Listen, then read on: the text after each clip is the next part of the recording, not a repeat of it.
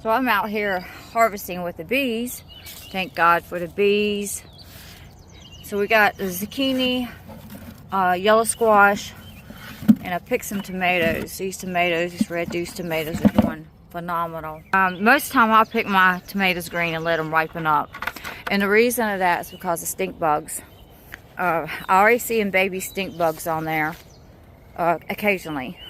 But what they are, or what should I say, where they're at, is inside the leaves where you can't see. And those little spots is probably where the stink bugs are starting to bite. That's why I get them off of there, because tomatoes won't hold, they'll just rot once the stink bugs sting the tomatoes. See one tomato that had it was either bullseye rot or end rot, blossom end rot, which I usually don't have. And usually blossom end rot will stop, it'll go through its cycle, and then it'll go away. That really is not signifying I'm going to have a problem. Might. Well, we've had a lot of rain. A lot of times I'll pick these tomatoes off, and that gives an opportunity, because it's so loaded down with tomatoes, it gives it an opportunity for the other tomatoes. All those nutrients will go to the other tomatoes. They are really loaded down in there. But see, these are so close to the ground. I don't like leaving them that close to the ground.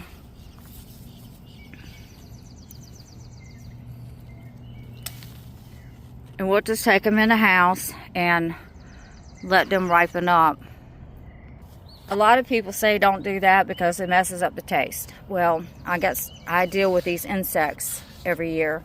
And also, usually I'm not just like eating a tomato sandwich. And I really can't really tell a difference. And then there's a stink bug right there. You see him in there? So there is a young one. Get them early in the morning, they won't move as fast. We'll get him out of there. That's letting me know it won't be long I'll have a problem out here. And these plants are really loaded down. The sun is really getting to the plants this year, burning them. So my hands always look like they're dirty. This will get really dark. I forget to put the gloves. I come in here, and between the beans and the tomatoes, it keeps my hands stained. They look dirty all the time, and it's hard to get it off. I haven't looked up under here. The plants are breaking because they've been so loaded down with beans. These are gold mine beans. So we definitely got to get out here and get them. Every day is new here. Every day is different.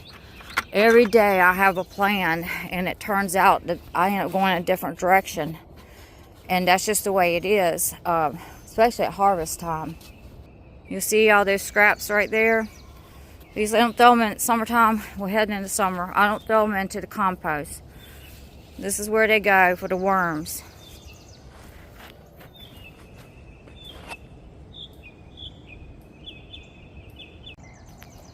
So that little bit of picking almost gave us heading to I got squash down there also, but that gave us a lot of tomatoes.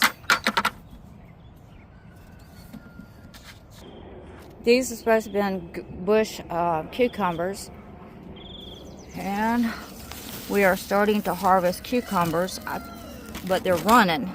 I thought when it said bush, I thought bush, right? We got some cucumbers here to pick.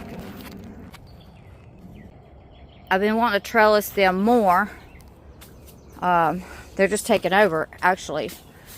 And usually, I mean, I have cut leaves, but look at the size of the tomatoes right there. Usually it looks like a jung one here, and it would look like a jung one here if I hadn't done so much trimming. Now, this is supposed to have been a red juice tomato, I thought. But this is what it's putting out. It looks like little cherry tomatoes. Of course, you don't need but one plant, but I have defaulted in trellising them up.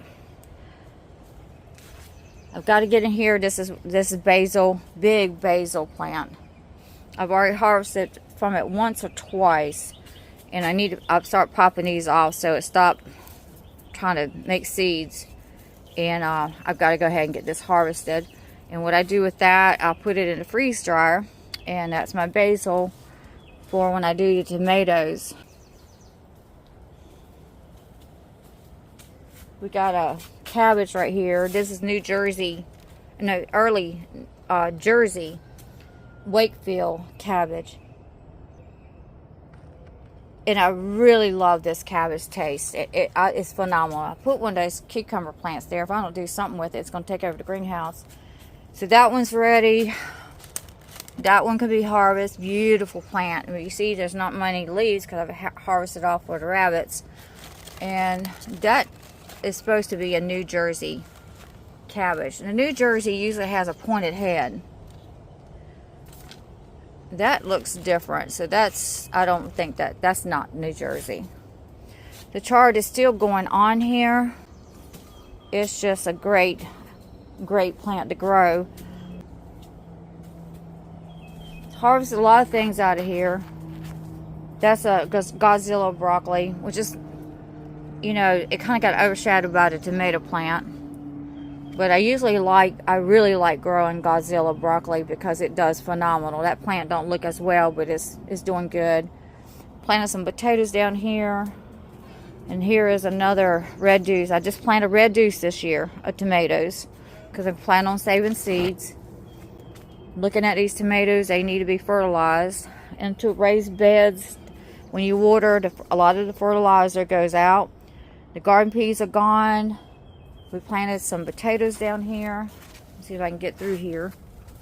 I wouldn't be able to walk through here if I hadn't have trimmed. The tomatoes look really good. I think this is going to be my go-to tomato. And I got plenty of seeds, but I just love looking at all these tomatoes and the size of these tomatoes. This is the cauliflower. It probably won't do very well. Cauliflower can be funny. You gotta fertilize it good, keep it watered, and our heat is kicking in, so it's not gonna be able to take it much. So tomatoes in the greenhouse are smaller, and I think it's because of all the watering. You know, having to water, the fertilizer being washed out, a possibility. Plus, I've been so busy, I have not been able to stay in here like I like to stay in here. I'll put it that way. And then we took some potatoes and put in this bed again. The sunflowers did super well into the greenhouse. These are smaller sunflowers. I really love that. It actually it's supposed to be 3 or 4 feet, and that's probably almost 5 feet. Some of them did. I had to take some of them up and I had to cut the leaves off of it because it was overshadowing the cauliflower, which did not help with that cauliflower growing, so I had to cut them out. This one right here is, I don't know, probably 6 feet high. Beautiful flower. We'll take this today's harvest in. We've got potatoes still into the refrigerator. We've also got chard in the refrigerator, squash, zucchini, some cukes. I think 1 cuke, and we got them in the house. I'm trying to run with it. And string beans. I got 5-gallon bucket of string beans, and I need to get out there and go ahead and pick those. So that's where I'll probably be heading to now.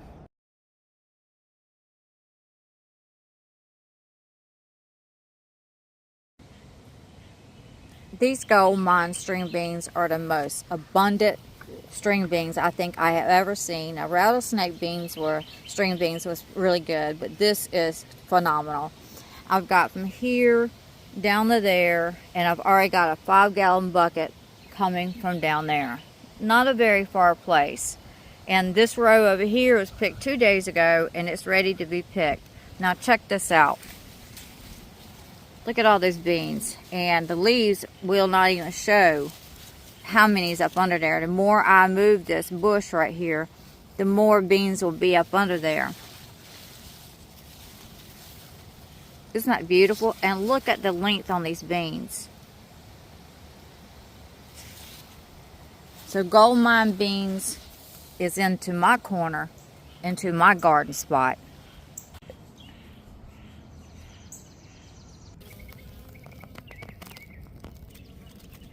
Look, a bee laid some pollen.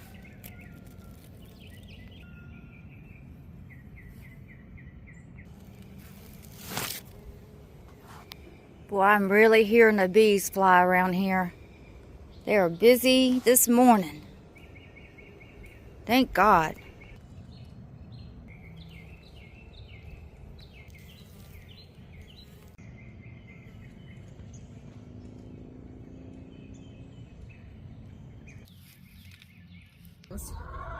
But they sure do let me know.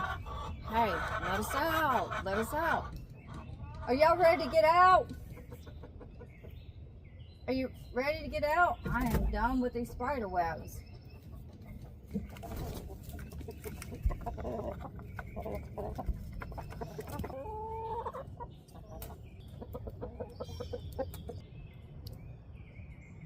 So this is something we're going to be working on into the future.